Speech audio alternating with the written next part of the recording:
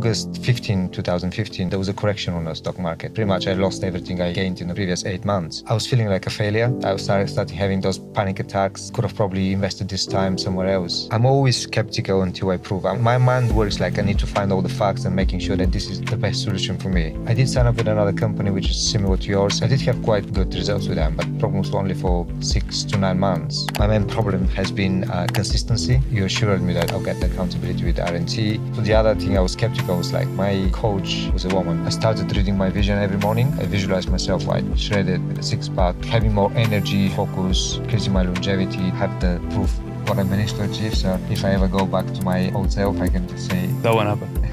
Yeah. With my son, we go karate together. Hopefully when he's like 15, 20, I'll be able to keep his pace as well. My wife has actually been huge support to me. If I don't go for a walk, she's been pushing me, let's go for a walk. Oh, nice. Do your step. Got a friend who literally signed up. I'm quite glad I motivated some people to get into shape. Okay, so Val, take me back to the end of 2022. What were the series of moments, of trigger moments for you where you had to think, right, I need to do something about my health and fitness and I want to go on this transformation journey? Yeah, end of 2022 is probably kind of one of the trigger points where I sat down and I was involved in another program called the Life Book. So I started writing my long-term vision. And obviously, I was looking at 12 categories of life and writing a vision for each one of them. And the very first one is health and fitness. And I've been doing many other programs before, but obviously writing the life vision told me I have to probably put a higher priority on my health and fitness and get to the next level. Because I wasn't in really bad state at the end of 2022, but I never had the six-pack, and I was approaching 45, and yeah, that was a trigger point. Writing down my New Year's resolutions before the year started. What was what were you thinking about when you were writing this vision, and what was the exercise that you were doing with? Was it Life Book? You said? Yeah, the program is called Life Book. So pretty much looking at your different areas of life, like your parenting, your love relationships, emotional states, financials, and everything. And the health and fitness is like the trigger point for all of them.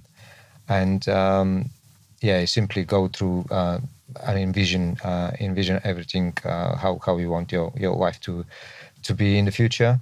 And I always had some idea, but I never put it down on paper. So I was starting writing those goals, and obviously health and fitness was the first logical one, because for me, I wanted to have the focus and the energy, because the older I get, I want to be more vibrant, more being able to catch up with my son.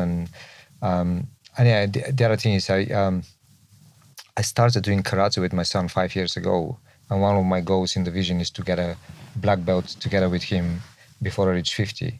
And I've been to many of those black gradings, and they're not easy. I mean, they're usually kids between 16 and 20 years old, and they literally break them down. And I was just thinking to myself, if I'm 40, just around 50 years old, how can I cope that? So I needed to start preparing for that black belt grading, which probably will be in another 3 years, but I need to get the cinch for that.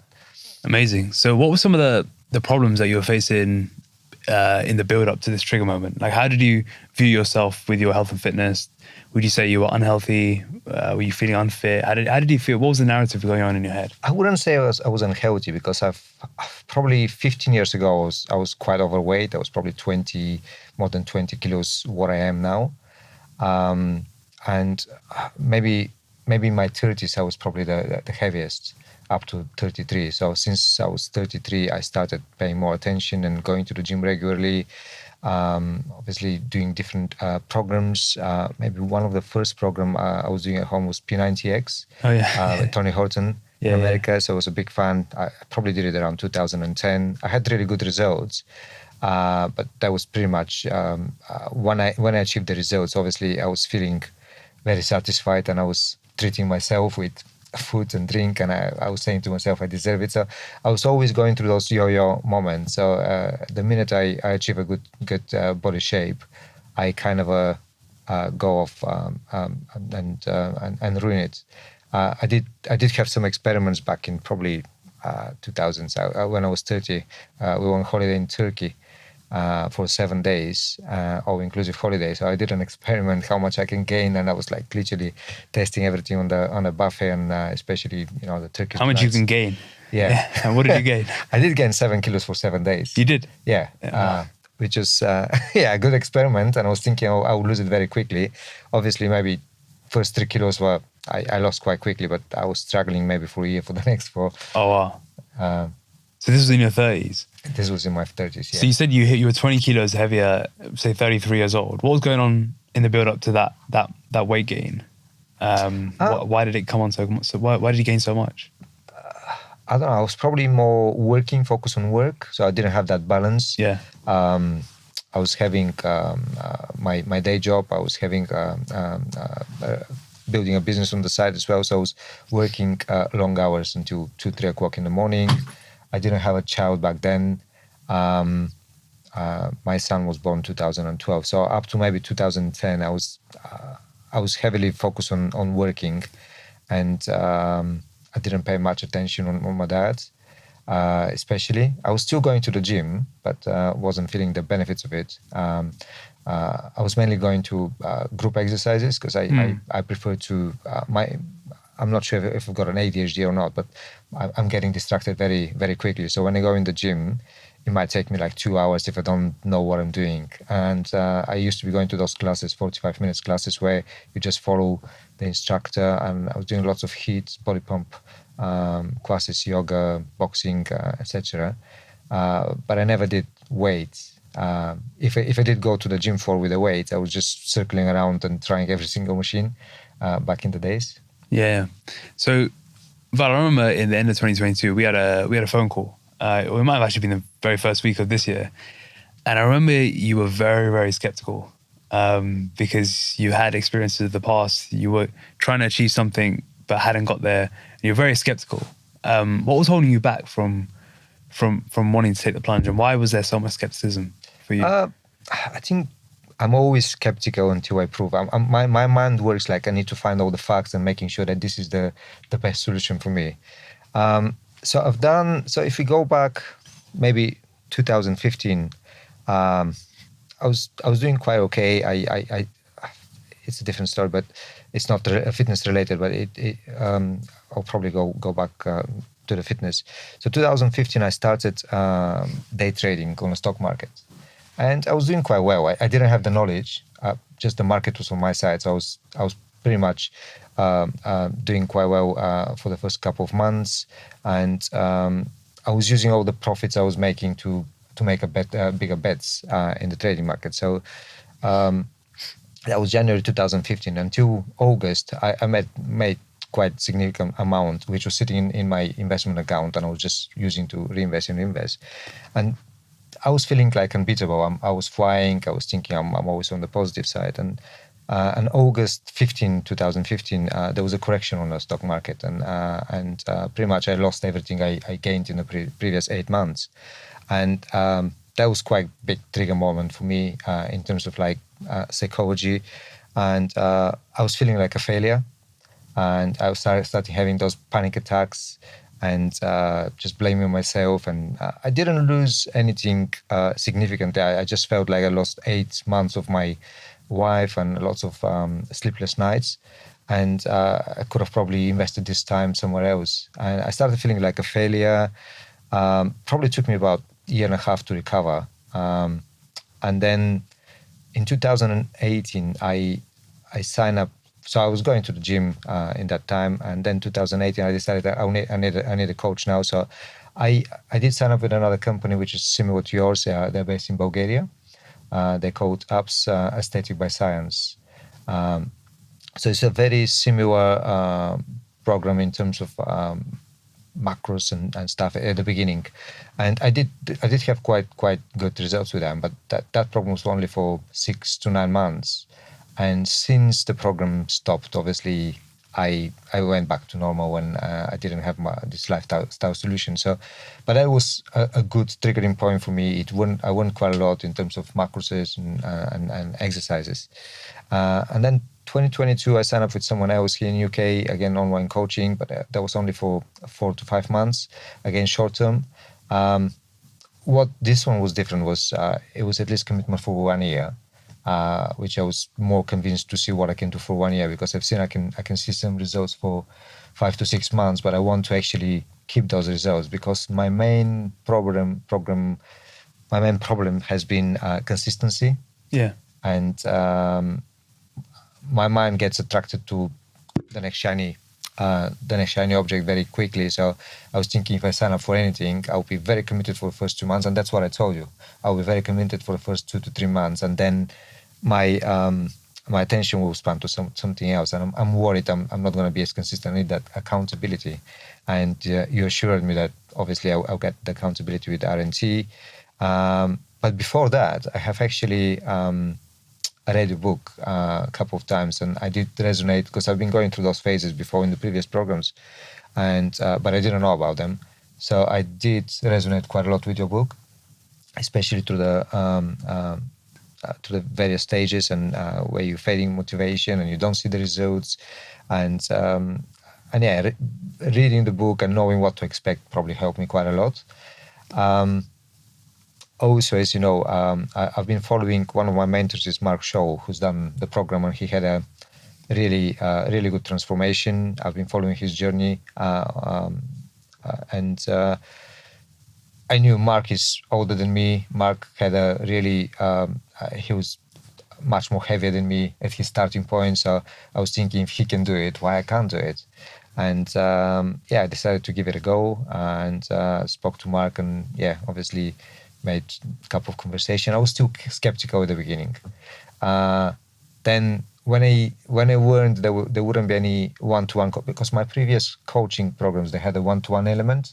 So I was spending 1 hour with my coaches back then, and on a Zoom call and reviewing everything.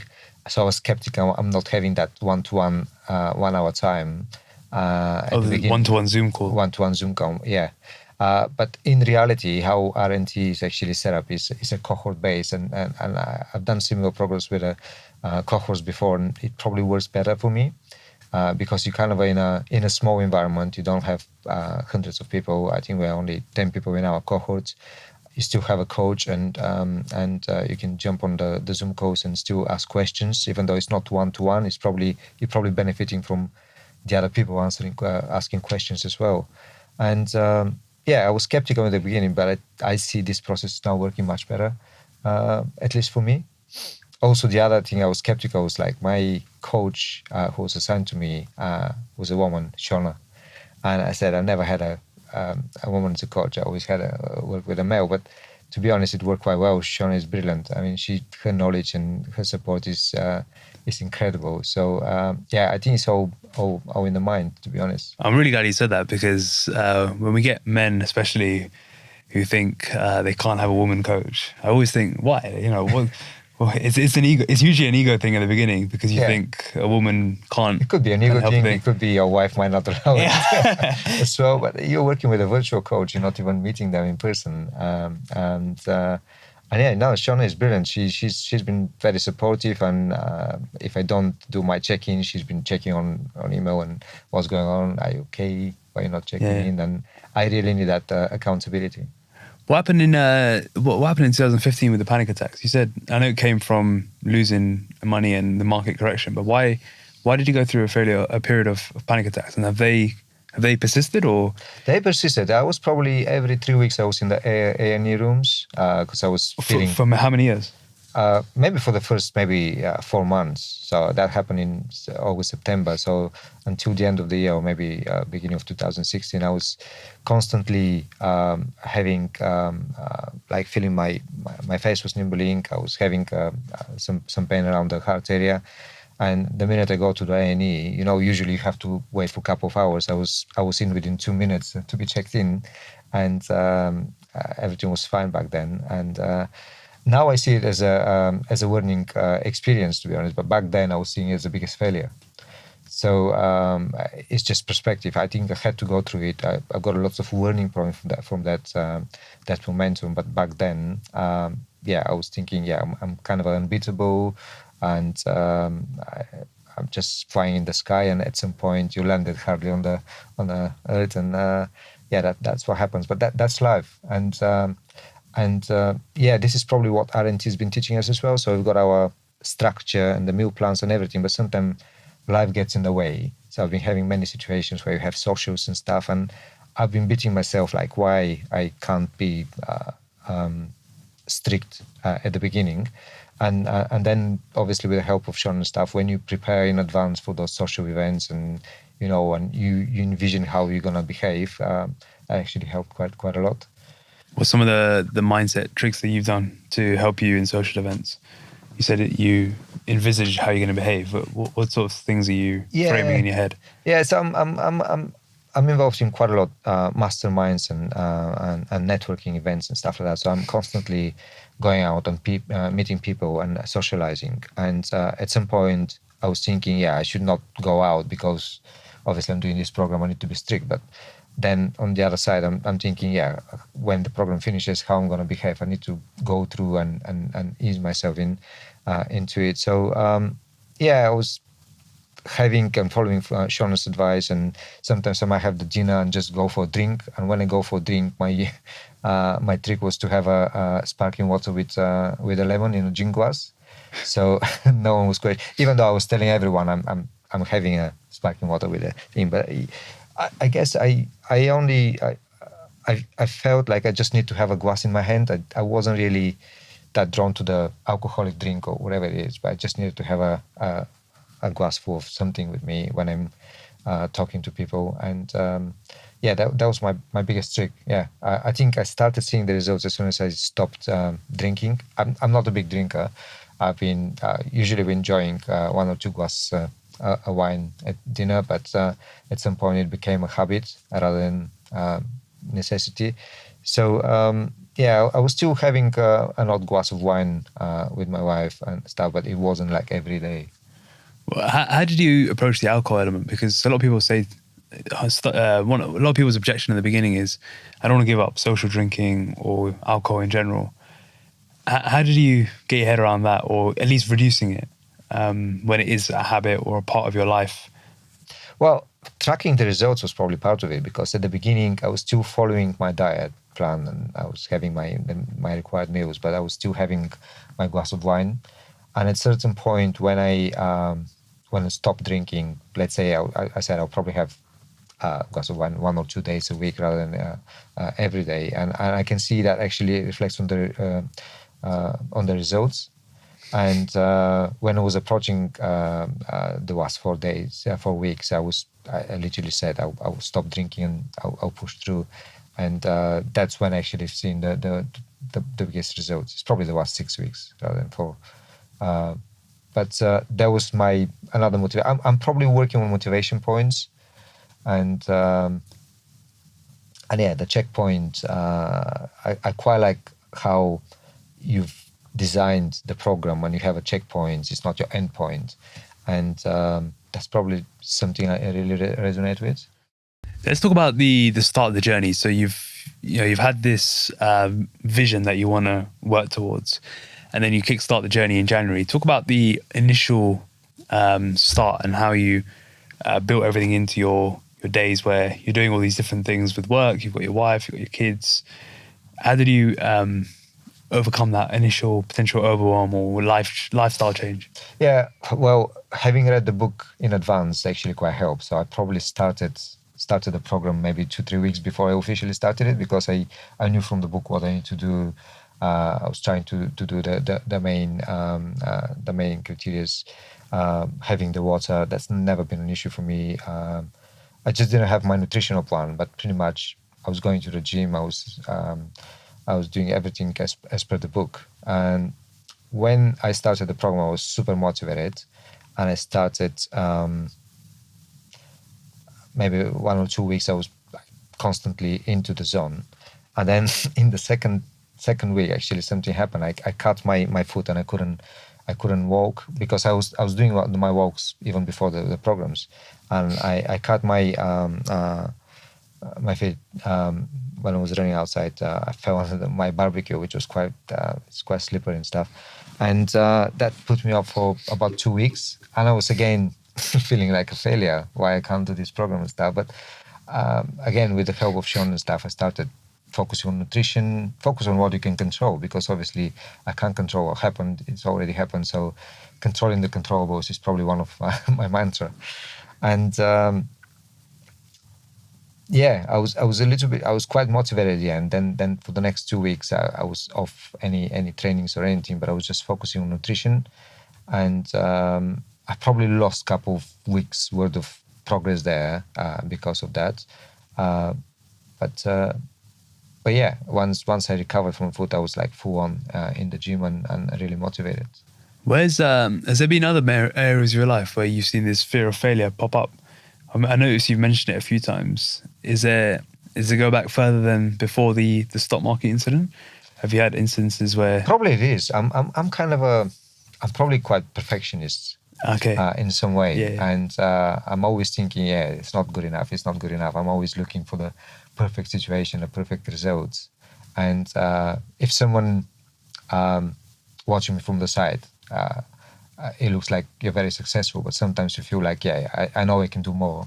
You wanna achieve more, and it's just this internal desire to achieve more, I guess. Now I see it. It's not a failure. I mean, I've got a couple of mantras to do my morning affirmations, and one of them is obviously I am enough, and progress, not perfection, is the other one I'm working on. Well, what are some of these affirmations you do, and how do they help you? Well, it's funny enough. Beginning of the year, actually, I started drafting my vision in December, and I started reading my vision every morning and visualizing. And that was part of my health and fitness goal. I visualized myself like shredded with a six-pack, a lot of focus on energy, because that's probably my main focus. It's not much of the six-pack was probably just something I wanted to see if I can achieve.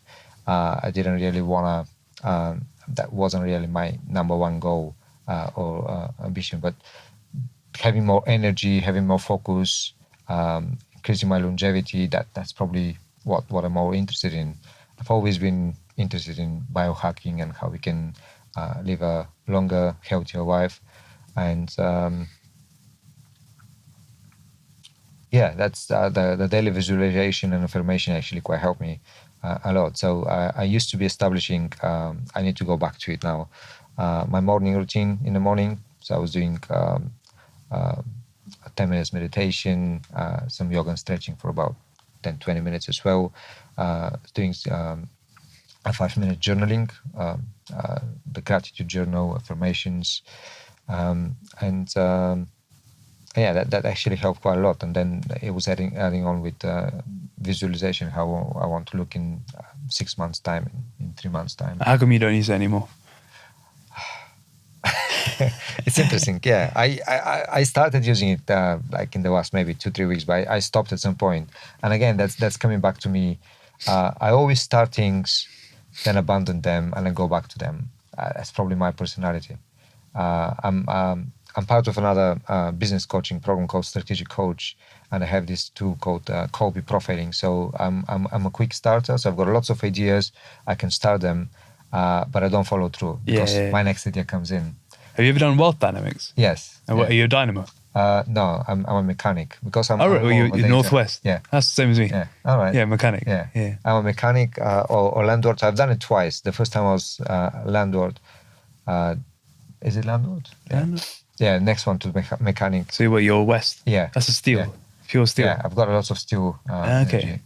And I mean, you're a data engineer, right? So I'm a data that's engineer, so very I'm steel. Very analytical. Yeah. I need to gather all the facts before I make any decision, and that was probably one of the things for RNT, gathering the facts, and I can't make a straight on decision. What I found over the years is the data-driven people, they're very hard to convince at the beginning, but once they see results, then they just get on with it. Yeah. And they execute. But they're very scrutinizing at the beginning. The things I like is all the tracking, and because I'm big data fun and analyzing data and stuff like that, and having implemented the RNT app, it's very simple, but it's giving me quite a lot of data. So I think I'm week 30, 35 now, but I can see my progress for the 35 weeks and where I've been succeeding, where I've been failing. And there's really good quote from Strategic Coach again. I think it's, that which is measured improves. That which is measured and reported improves exponentially. So yeah, this is what we've been doing. We've been measuring results, which improves, but obviously I've been reporting it back to the group, to my coach. And you've got that accountability, and it improves exponentially. Which, have you found that you've become more of an ideas guy more recently? Because if you said you used to be pure steel, and for anyone listening and wondering what that is steel is very data in the details. Like the example is Mark Zuckerberg. He's like a steel, right? But you've said you've become more of a mechanic, which is more northwest. And for those wondering, north is like pure ideas, head in the sky, always coming up with new ideas. And then northwest is somewhere in between. Yeah, I'm somewhere in between. I always been having ideas, but I've always been lacking on executing. That's interesting. Speed of execution is, I don't know, I've been following a guy called Evan Pagan. So he's been talking about speed of execution. So the quicker you've got an idea, the quicker you implement it, the more chances you've got of success. Yeah. Or at least, you can literally write it down or write it off if it doesn't work. For me, it's how this build up of ideas that stays in my head. Or it drives you. Does it drive you mad? It drives me mad, and it's just cluttering my mind as well. Because you've got so many ideas, and you struggle to decide which one to start on as well. Yeah, I can relate to that. I have these it often drives me to like points of anxiety where I'm just like, I need to get this out of my head, but I don't know what to do with it. I don't know which one to pursue.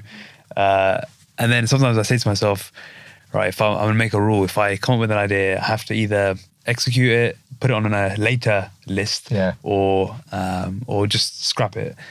And then the next thing I know, that notes folder will be so big. It's like pages and pages long. And then I just feel more overwhelmed. I'm like, I don't know what to do now. So yeah, it's very, it can relate to a lot. And I think what I've found that helps, and I'd be curious to know what's helped you, is having people around you that are opposite. So who are more, if we're looking on the wealth dynamic spectrum, they're probably more like southeast or south or east. So they complement the energies. For example, my wife is very, she's very much an executor. Like if I'm like a visionary, she's an integrator. Right. Yeah. Have you heard of that? Yeah. Traction. From Traction, right? Yeah. So visionary integrator, she's a complete integrator. So she's there to just filter my ideas and funnel them down. Whereas if she was also a visionary, I think nothing would get done. So do you have the similar, like in maybe your home life, but also pretty much, in your work? I mean, we're very opposite with my wife as well. So she's quite similar. She's straight on. She wants a security and she wants to execute, and she doesn't have the same problems I have in terms of ideas. I think my son is more like me. He's full of ideas. And how old is he? He's 10, turning into 11. Oh wow, okay, that's interesting. But yeah, we always talk about his business ideas and implementations, and because we usually spend our summers in Bulgaria on the beach, and he loves walking on the beach and just talking about his ideas. Really? Yeah. And what does he talk about? As in, he has business ideas? He has lots of business ideas, Even ideas like buying an island and creating it and stuff like that. And, so I was listening to something recently by Daniel Priestley. Do you know? Yeah. And he was saying, and he was saying between the ages of, he said that nearly all the entrepreneurs he's spoken to, they had a pivotal moment between the ages of 10 and 13, where they had an empowering moment where they were almost simulating a future business. So your son is probably doing that right now. Yeah. And that's what we think, because they do prepare our presentations at school. And I think the topic is inventors and inventions. And he was just telling me the other day, every invention is created twice, first in the inventor's mind and then in the real world, which is really, when you've got an idea, it first creates you create it in your mind, and then you create it for the other people to see. And how do you conversate with that when he's giving you all these ideas? What's the conversation like? I support him in a way, because some of the ideas could be quite insane, but obviously he's a child. I don't want to stop his creativity and stuff, and encourage him to write them down, which he's not really doing that. But it's nice to go back in time and see where you've started, where you've been, and something I admire about you is you've been mentioning about your journaling quite a lot and cluttering. So that's that's something I'm trying to implement myself, journaling. And I've been doing that for more than 2 years now. But my mind is so cluttered, and I'm kind of I don't have any structure in my journaling. Yeah, I mean, to be honest, there's 3 things I do to help my mind stay sane. One is journaling, but I don't have any structure to it. I just open it up and I'll just write 5 to 10 lines. I don't have too much structure or pressure on it, because I think when you have the pressure of I've got to do these 3 affirmations, these 3 gratitudes, and not to say it doesn't work, I just find it becomes another thing to do. So for me, it's just write whatever comes, and just it has like a stream of consciousness.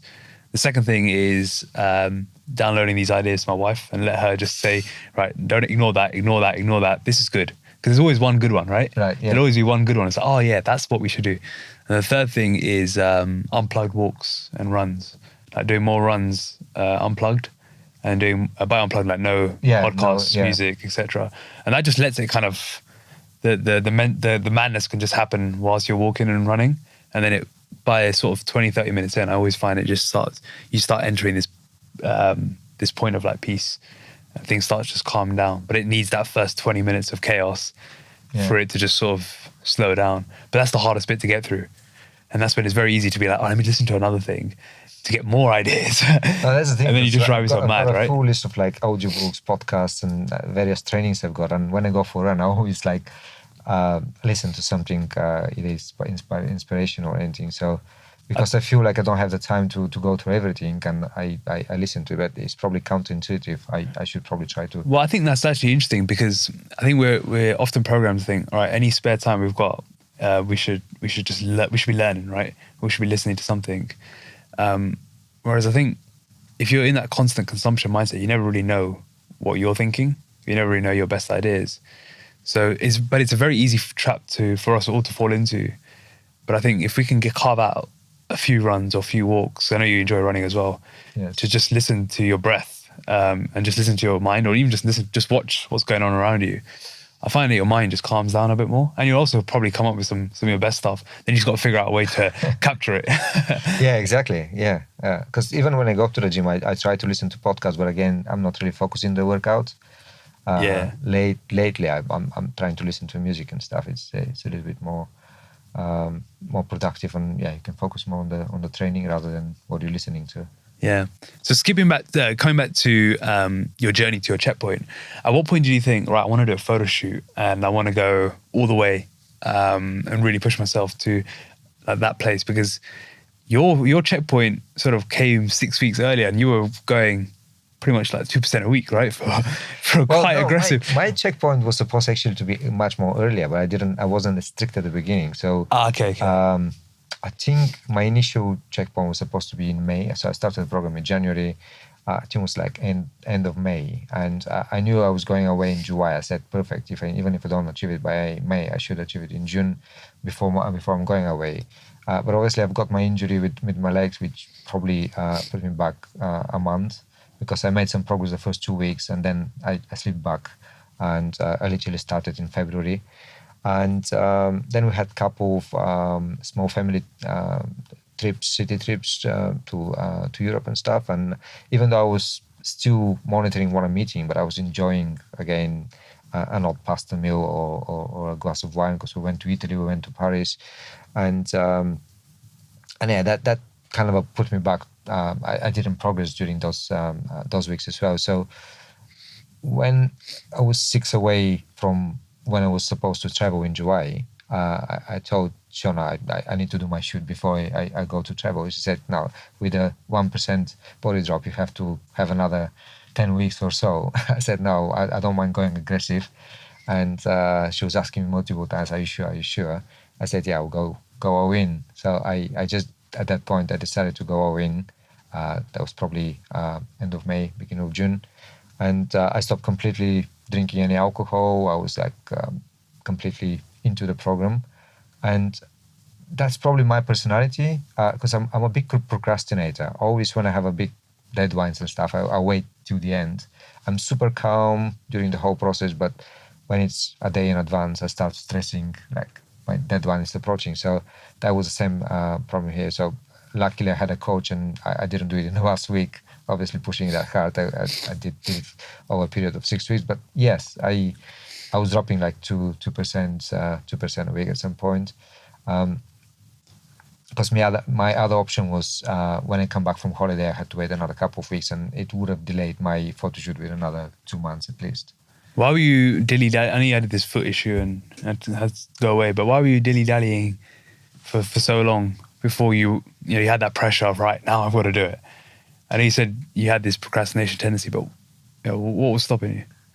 What was stopping me of achieving the goal? Getting it in May, yeah. Because I know you said you had a foot issue, but it could have been worked around, right? Well, it was the food issue. It was the small trips to Europe with the family when I was enjoying an odd meal.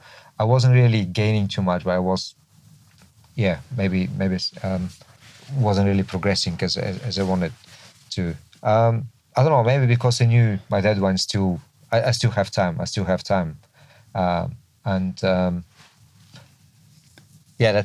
probably just me. I'm now experimenting. Have you read the 12-week year? Yeah, I have. Yeah. So I've read it and listened to the book so many times, and now I'm doing their coaching as well. And I quite like I think RNT is quite similar to that as well.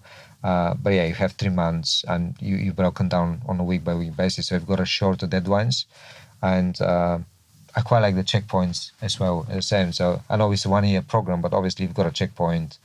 And maybe on one of the calls with the coaches, Ivan or Ed said, just get in and get out. That's probably the easiest part, and then it's becoming the difficult part. And I decided to go in. I started visualizing again myself with a 6-pack. Again, Mark Shaw was kind of one of my inspiration as well. I was doing a mastermind at the time with him as well, so it was a good support. Well, that 12-week year is very interesting because we've now incorporated 12-week challenges within the year. So you've got the full year, and then you've got the 12-week sprints along the year, depending on the phase you're in, and that's designed to give that accelerated push. I know you probably came in at the right time for one of those sprints because you moved from, I think it was a 10% group to the shoot group. Yes, I think I moved through a couple of groups, and that because actually, even though we are 10 people in our cohort, not everyone is as active. It's maybe 2 or 3 people of our cohort are quite active, and I think those additional groups you created, they helped. I think the first one was about the steps challenge, and even though I was doing my steps, I was doing them in a streak of like 7-8 days, and there was something would happen, I would probably break the streak. But when we were doing those 30-day challenges in the WhatsApp group, when everyone's posting their results, you kind of get additional boost. And then I was moved to another 10 kg, losing 10 kg group, which was quite inspirational as well. And then to the Photoshop one. So I think moving into those groups and being with like-minded people, driven with the same goals, helped quite a lot. Amazing. So tell me about life since the checkpoint. Actually, before that, how was the photo shoot?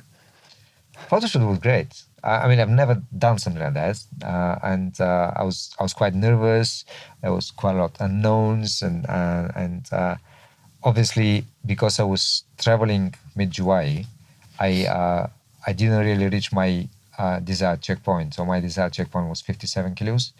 I only reached 59.8 at some point. So I probably needed another 2-3 weeks to get to there, but I was going away, so I needed to do my best and be my best. And again, I'm perfectionist. I know it always can be better, but to be honest, I was quite pleased. I mean, you look pretty ripped in those pictures. Yeah. I was impressed with how I came as well, and I think the peak week was quite important, and I learned quite a lot there as well. And I wasn't looking anything like this 2 weeks before that, but when I started getting more carbs and calories and following the advice for the peak week, actually everything came in nicely on the day. So it felt amazing. I felt amazing, and I did it a few days before I was traveling, and then I was traveling back to Bulgaria driving, and it was a very good experience, and it's something I'll remember. So when I sleep off, and I have the proof what I managed to achieve. So if I ever go back to my old self, I can just say that won't happen. Yeah. So what's life been like since your shoot? It's good. It's good. I posted a few of my photos after the shoot to people, and to be honest, lots of people I haven't heard of for ages start reaching out and congratulating, saying I've been a good example. I've got a friend who literally signed up the week after Ben Ross, so I'll be excited to see his results. So I'm quite glad I motivated some people to get into shape, and it's been good, to be honest. I really enjoyed it, and I probably did it in the right time, just before the summer, going to the beach. So it's been amazing, and I had lots of energy, and I've been always full. I never felt hungry as well. So lots of people been struggling through the grind and stuff, but I was, maybe because I was drinking too much water as well. I was going through 5 liters of water. I was having still 4 meals a day, even though they were small portions, but I was equally distributing them. I never felt hungry. And how have you found consolidation now, early investment? Now you're into the investment phase, got more performance goals, but have you found finding your sweet spot of a lifestyle solution now, not having those shiny objects that you're used to having? How does this feel different compared to last time or previous times where you've lost a bit of weight, but then end up sort of regaining? Yeah, well, obviously it comes with your next goals, because previously when I achieved my results, so I never achieved obviously this physique, but obviously this is just a checkpoint, and we've got now new set of goals, new deadlines, and we continue to track things. Obviously the calories change, the exercises pretty much stays the same, but you're still trying to progress. And it kind of becomes your lifestyle solution. If there are some weeks where I can't really go to the gym and stuff, I feel like I don't have the energy. I don't feel kind of satisfied with myself. So it's probably integrated into me. I kind of crave it to go out for a run or to go to the gym. Amazing. How's the physical been the vehicle for you? Physical has been. Yeah, it's an interesting question. I want quite a lot of discipline and consistency, because consistency has been always my weakest point, and being consistent is quite good. And I can see how it gives me more energy, more focus. My next goal would be to improve my flexibility and my sleep quality as well. Even though my sleep is quite good, but I'm constantly tracking, so using various metrics and stuff to track what's affecting my sleep as well. Physical has been definitely the vehicle. It will provide longevity for me as well. How has it helped you as a father? Oh, huge time. Big example. So I was constantly with my son. We go karate together, obviously, and I think it's a good example for him, because he likes snacking, unhealthy snacks, but also he sees me what I'm having for breakfast, and sometimes he knows what I would eat, what I would not eat, and sometimes he hopefully will start making those choices for himself as well. But I can now copy in with him. We go play together. I'm not out of breath, and hopefully, when he's like 15, 20, I'll be able to keep up with his pace as well. Amazing. And what about the family dynamic? Is your wife inspired by you? Is she already into health and fitness? She is obviously not at the same level with me, but she is quite comfortable where she is. And when I do meal preps and stuff, my wife has actually been really, really huge support to me. She's been helping with meal preps. If I don't go for a walk, she's been pushing me, let's go for a walk, and nice. Need to do your steps. And I have, especially in the evenings, I always have a really low willpower, and sometimes I might decide to have a glass of wine and then go to another one, and she's like nicely telling me, so she's on a higher level than you.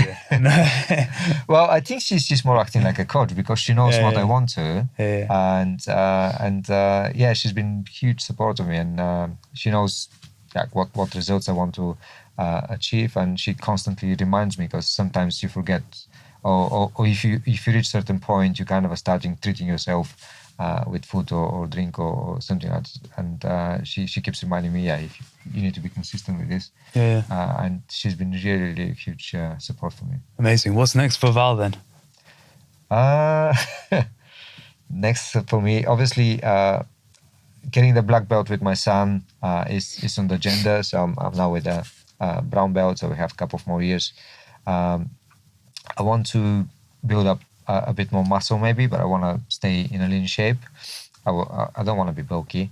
But for me is the level of energy and focus. That's the most important, and calmness, so mentally.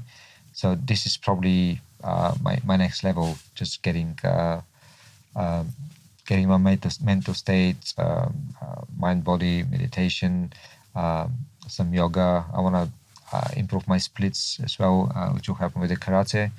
And I've never run a marathon, so maybe I need to sign up for a marathon as well. Well, we'll be following each other on Strava. Maybe running's your next one. Yeah. You join me in a half marathon soon. Yeah. Or maybe the full thing. You're doing I'm doing the Ealing in 5 days. Yeah. 5 days. Okay. Yeah. I need to find a half marathon to do first. There's a couple more still this year, so you could probably sneak into one if you wanted to this year or early next year. Yeah. No, I want to do something this year because that's part of my goals for the year as well. Was to run a half marathon? Yeah. Either marathon or even if it's a 10K, I want to run a. I just do a race. Yeah. Because Nice. I put a couple of healthy goals at the beginning of the year, and one of them was having a six-pack, being shredded, go under 10% body fat, obviously getting some karate belts as well, but going on a yoga retreat or mindfulness retreat is one of them as well. So I need to look for one, some family trips stuff. So I've got my goals and I'm kind of reading them every couple of days when I do my morning routine, which helps quite a lot. Amazing. What would you say to someone who's at the start of their journey right now? Start of their journey with RNT? Yeah. Or just follow the process and trust the process. Because I've been speaking to Ben, who started the program, and the first 2 weeks he said, I don't see any progress. I said, just follow the progress. Just go. What I've been doing is I've been trying to go to all the Zoom calls. If I can't attend them, I've been listening on my walks, and they've been helping quite a lot. And tracking everything, and don't miss a day. Even if you fail something, it's not a failure. You just want to track it and see why you've done it, and then how would you think about it. But yeah, follow the process and trust the process. That's probably the best advice. Amazing. Well, thanks so much for sharing your journey, Val. It's been a pleasure to see you progress this year, and I'm looking forward to seeing what's next. Yeah, thank you. Thanks for inviting me.